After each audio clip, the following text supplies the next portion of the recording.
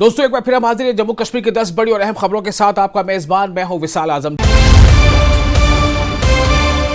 जम्मू कश्मीर में बेरोजगारी को लेकर पीडीपी प्रमुख महबूबा मुफ्ती ने सीएम उमर अब्दुल्ला पर निशाना साधा है। महबूबा मुफ्ती ने कहा है कि उमर सरकार की बीजेपी के साथ अच्छी बनती है तो बेरोजगारी दूर क्यों नहीं हो रही है, और विभागों में वैकेंसी होने के बावजूद उमर हुकूमत उन्हें उन वैकेंसी को भर क्यों नहीं रही है। जो एजुकेशन सिस्टम है उसमें इतनी सारी वैकेंसीज खाली है जो पिछले 8-10 साल से भरी नहीं गई। तो मुझे लगता है इतना तो उमर साहब कर ही सकते हैं। वो कहते हैं कि दिल्ली की बीजेपी सरकार मेरे साथ पूरी तरह खड़ी है, वो मुझे जरूर से ज्यादा सपोर्ट करते हैं। मैं उनकी कोई तनकीद नहीं करना चाहती हूँ, मगर उनसे गुजारिश करना चाहती हूँ कि ये जो अस्पतालों में वैकेंसीज हैं, ये जो बाबा गुलाम शाह बादशाह यूनिवर्सिटी में वैकेंसीज है, ये जो एजुकेशन स्कूलों में वैकेंसीज है, उनको पूर्ण करें। इतना तो कर ही सकते हैं। मेरे ख्याल में ये तो आपके इख्तियारात में। कश्मीर में सूखे का दौर आने वाले दिनों में खत्म हो सकता है। जम्मू कश्मीर में बारिश और बर्फबारी की संभावना जताई जा रही है। मौसम विभाग ने संभावना जताई है कि इस महीने की 22 से 24 तारीख के बीच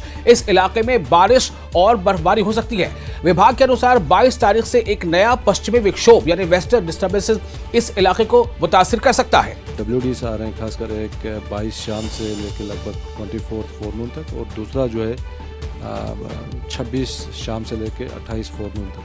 तो जो फर्स्ट WD है ये थोड़ा सा एक्टिव है, स्ट्रॉन्ग WD है, और इसके कारण वाइड स्प्रेड बारिशें बर्फबारी होंगी। और कुछ एक जो इलाके हैं खासकर पीर पंजाल रेंज के अंदर, जिसमें चिनाब वैली है, साउथ कश्मीर के कुछ एक डिस्ट्रिक्ट हैं, यहाँ पे हैवी रेन स्नोफॉल की भी पॉसिबिलिटी है। मैदानी इलाकों में भी चांसेस हैं बर्फ़ गिरेगी इस पर, खासकर वैली के अंदर। और जम्मू के अंदर जो है बारिशें अमूमन रहेंगे और लैंडस्लाइड्स की भी पॉसिबिलिटी, और बर्फबारी की वजह से कुछ एक जो हाई रिस्क के रोड्स हैं या इंपॉर्टेंट पासेस हैं ये जो है बंद होने के चांसेस हैं। वजीर सेहत और वजीर तालीम सकीना ऐतू ने आने वाले बजट सेशन में सेहत और तालीम के शोबे में ज्यादा फोकस होने को भी जताई है। न्यूज़ 18 से बात करते हुए सकीना ऐतू ने कहा कि सरकार ने अस्पतालों में डॉक्टर्स और पैरामेडिकल स्टाफ की कमी से निपटने के लिए सभी खाली पदों को भर्ती बोर्ड को भेज दिया है। उन्होंने माता वैष्णो देवी मेडिकल इंस्टीट्यूट को सांप्रदायिक आधार पर बंद करने के लिए इसकी निंदा भी की। हेल्थ एंड एजुकेशन डिपार्टमेंट को दी है। तो हमने इस 12-13 महीनों में कोशिश की है कि जो हमें हॉस्पिटल्स में इक्विपमेंट्स कमी है, जैसे कैथ लैब है, MRI है, CT स्कैन है, या एक्सरे प्लांट है, ऑक्सीजन प्लांट है, उन सब चीज़ों को हम अवेलेबल रखें ताकि जब पेशेंट वहाँ पे जाएं पेशेंट केयर बेहतर से बेहतर मिल पाए। इंफ्रास्ट्रक्चर को हमने बेहतर करने की कोशिश की। लेकिन साबा जिले के संवेदनशील बॉर्डर इलाके नंदपुर में सुरक्षा एजेंसियों ने संयुक्त सर्च ऑपरेशन चलाया। यह सर्च ऑपरेशन SOG टीम और जम्मू कश्मीर पुलिस द्वारा गांव नंदपुर और उसके आसपास के इलाकों में अंजाम दिया गया। सुरक्षा बलों ने पूरे इलाके की घेराबंदी कर गहन तलाशी अभियान चलाया। हालांकि इस दौरान कोई भी संदिग्ध गतिविधि या आपत्तिजनक सामग्री बरामद नहीं हुई। किश्तवाड़ एनकाउंटर पर रद्द-ए-अमल का इजहार करते हुए राज्यसभा के MP सज्जाद अहमद किचलू ने कहा है कि पिछले 35 सालों से दहशतगर्दी खास तौर से कश्मीर इलाके तक ही महदूद थी, लेकिन पिछले कुछ सालों से ज्यादातर एनकाउंटर और आतंकवाद से जुड़ी घटनाएं जम्मू इलाके में हो रही हैं, जम्मू डिवीजन में हो रही हैं। उन्होंने किश्तवाड़ के सेमपुर इलाके में आतंकवादियों के साथ चल रही मुठभेड़ में एक जवान के शहीद होने पर चिंता जताई। ये चाहते हैं कि भाई जम्मू डिवीजन भी अब डिस्टर्ब है, तभी उनकी एक ये स्ट्रेटजी है। कभी ये उधमपुर के एरियाज़ में, रियासी के एरियाज़ में, डोडा, रामबन। आज ये जो एनकाउंटर चल रहा है ये किश्तवाड़ से 20 किलोमीटर दूर है, छात्रों एरिया, वहाँ पे ये एनकाउंटर चल रहा है। तो इसमें एक्सेल शर की रिपोर्ट के मुताबिक, क्योंकि मैं किश्तवाड़ में हूँ नहीं, तो उन्होंने कहा था, उसने लिखा था कि 8 लोग जो है इसमें जख्मी हुए। तो अभी आप लेटेस्ट ये कह रहे हैं कि एक जवान जो है शहीद हुआ है, ये आर्मी की तरफ से आया हुआ। तो लिहाजा ये जो है थिक फॉरेस्ट है जो छापरू बेल्ट में है, तो फौज भी वहाँ बिल्कुल 24/7 जो स्टैंड बाई रहती है। तो ये चलते रहते हैं, एनकाउंटर चलते रहते हैं। त्राल में कांग्रेस के सीनियर नेता सुरेंद्र सिंह ने अरेपुल तहसील में फायर सर्विस स्टेशन न होने से हो रही परेशानियों का मुद्दा उठाया। उन्होंने कहा कि आग जैसी घटनाओं के दौरान तुरंत रिस्पांस न मिलने से जान माल के नुकसान का खतरा बढ़ जाता है, इसलिए सरकार को इस पर तुरंत ध्यान देना चाहिए।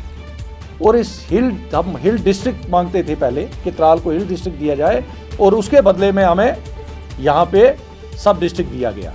तो मैं ये कहूँगा कि मेरी अपनी और मेरी पार्टी की तरफ से ये डिमांड रहेगी कि त्राल को 2 कॉन्स्टिट्यूंसीज बनाई जाए, जो अवंतीपुरा का एरिया है, जो उसके अंडर एरिया आता है, जब 3 ब्लॉक बने तो 3 ब्लॉक के अंदर 2 कॉन्स्टिट्यूंसीज बनती हैं और लोगों को 2 रिप्रेजेंटेटिव्स मिलेंगे, ताकि 2 एमएलए जीत के कल आएंगे। लोगों को भी, नीचे वालों को अपना एमएलए मिल जाएगा, एक कॉन्स्टिट्यूंसी ऊपर होगी, इनको अपना एमएलए मिल जाएगा। ये मेरी डिमांड रहेगी।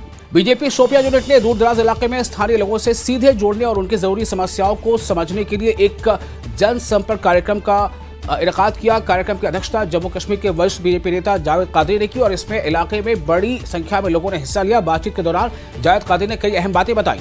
मुझे लगता है आपकी माध्यम से मैं अपने एमएलए साहब को भी ये बात कहना चाहता हूँ कि एमएलए साहब को भी यहाँ आने की ज़रूरत है, कि वही लोग हैं जिन लोगों ने अपने पड़ोसी को वोट नहीं दिए लेकिन एमएलए साहब को वोट दिए।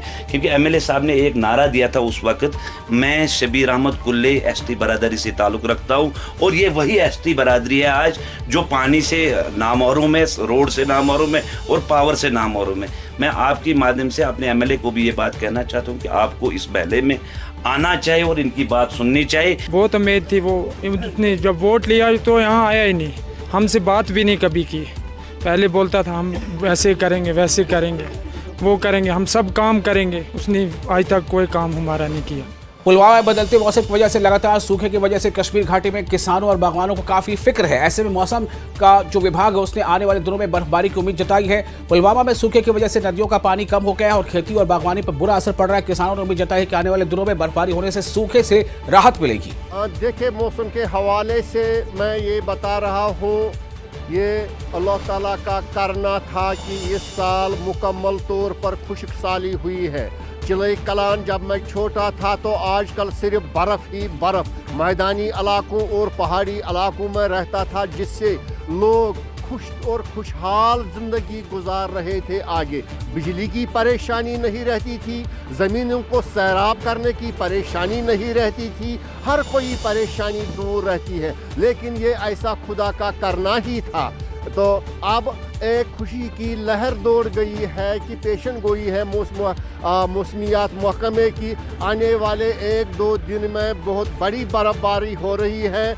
एमएलए पापुर हसनैन मसूदी ने सब डिस्ट्रिक्ट हॉस्पिटल पापुर का दौरा किया और सर्दियों के मौसम की तैयारियों और मेडिकल सुविधाओं का रिव्यू किया। इस दौरान उन्होंने लोगों के बेहतर इलाज के लिए अस्पताल कर्मियों को जरूरी हिदायत दी। अपने दौरे में हसनैन मसूदी ने बीडीओ पापुर में चल रहे विकास कार्यों का रिव्यू किया और प्रोजेक्ट्स को समय पर पूरा करने की हिदायत दी। जानते हैं कि हमारा ये थ्रस्ट एरिया है हेल्थ केयर, और खासकर एसडीएच पापुर में आए दिन और गुजरते दिन के साथ यहाँ की सहूलियात ज़्यादा बेहतर हो जाए, वो हमारा पहला होता है, उसी पर तो हमारी तवज्जो होती है। तो अब यहाँ डायलिसिस शुरू हुआ, जैसे कि आप जानते हैं 321 सेशंस, तो 6 मरीजों का एक दिन में हो सकता है, मुझे लगता है। तो ब्लड बैंक अभी सेंक्शन हो रहा है, सेंक्शन किया गवर्नमेंट है, तो अभी उसमें जो आर्डर है, जो हुक्म है, वो अभी उसकी तवक्का है कि वो कुछ दिन में आ जाएगा। इसके अलावा इन्होंने एक फिजियोथेरेपी का यूनिट भी अब शुरू किया है, उसमें भी इक्विपमेंट आया है और वो भी ऑपरेशनल हो जाएगा कुछ दिनों में। बाकी यहाँ पर अच्छी तरीके से हमारा टोटल आउट पेशेंट जो है वो 6 लाख से ज़्यादा है एक साल का। तो उसी से ये आपको अंदाज़ा होगा कि यहाँ पर आवाम की कितनी एतबारियत है इस एसडीएच पापुर पर। तो आवाम का किस तरह इस पर यहाँ की जो भी यहाँ की सहूलियात है और यहाँ पर हेल्थ केयर है उसका किस तरह मुस्तफीद होते हैं। इससे ज़्यादा हमारी इस साल इंशाल्लाह अचीवमेंट होगी कि वो 13 कनाल 8 मरले ज़मीन जो है वो इसके साथ हम शामिल करेंगे। जम्मू की जगती टाउनशिप में बिल्डिंग की हालत और बदइंतजामी से कश्मीरी पंडित परेशान और नाराज है। 36 सालों से पलायन वाली जिंदगी जी रहे कश्मीरी पंडितों का कहना है कि उन्हें काफी परेशानियों का सामना करना पड़ रहा है। सरकार ने उनके लिए पुनर्वास और बसावट की कोई पॉलिसी नहीं बनाई है। वो कोई भी बिल्डिंग नहीं है जिसमें पानी नीचे नहीं आया। मैं कहता हूँ फर्स्ट ग्राउंड फ्लोर में भी पानी आया। यहाँ पर पेड़ उगे हैं उधर इन बिल्डिंगों में। आगे अगर आप जाएंगे बिल्डिंग के सामने कल आए कोई 2-3 बंदे थे, वो काट रहे थे बाहर से शाखें, उन्होंने सिर्फ शाखें काटी। जो जड़ है अभी भी बिल्डिंगों में वो पायबंद है। और हमारी हालत आप देख सकते हैं। इन माता जी ने अभी आपको बताया, अगर आप इसकी कमरे में जाएंगे, इसको बेचारी को बोलना नहीं आया, आप खुद देखेंगे, कैमरा लगाइए, हर एक कमरे में पानी कितना आता है अंदर। ये मुझे बताइए गुनाह कौन सा किया है? बस सिर्फ इतना मैं गवर्नमेंट से चाहता हूँ। यहाँ पर गवर्नमेंट लेते हैं, ये वोट डालो, ये करो, वोट करो, हमसे उससे मसला कहे। हमारा मसला है कि हमको बसाओ कहीं ना कहीं।